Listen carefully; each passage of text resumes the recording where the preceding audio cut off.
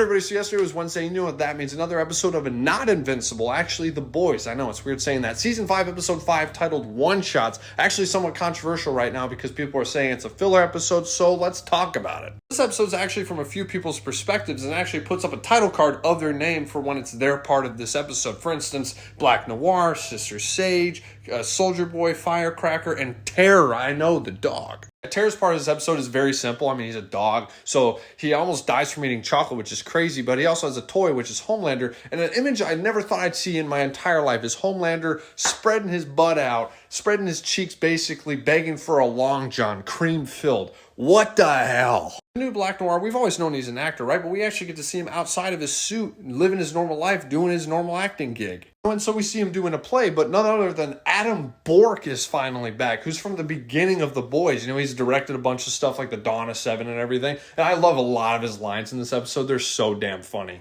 Here's the thing, though. Black Noir was still pissed from the Deep, knocking him out and capturing Stan Edgar and taking all the credit. So he actually upstaged the Deep during their podcast. And the Deep, to get revenge, actually puts an eel up Adam Bork's ass while he's taking a shit. He dies that way.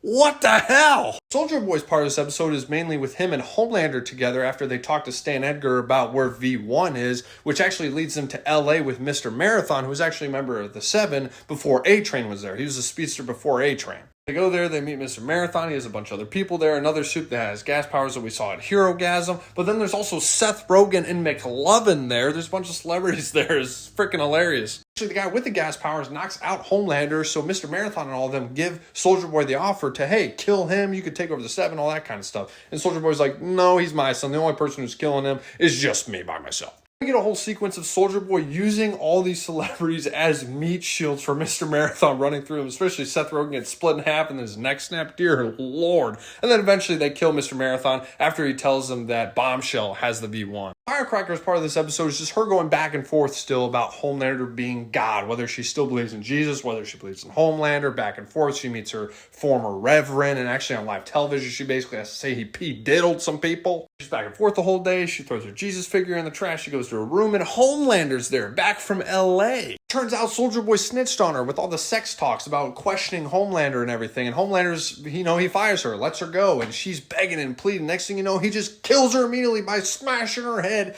into the side of a statue. That's a strong-ass statue. Overall, I did like the episode. Is there filler in this? Yeah, I would say for sure. The plot barely moved really at all. And spending all that time on Firecracker just to kill her off, I mean, 50-50. But I'll give this episode a 7 out of 10. Tell me what you thought of this episode down in the comments below, and I'll see you next week.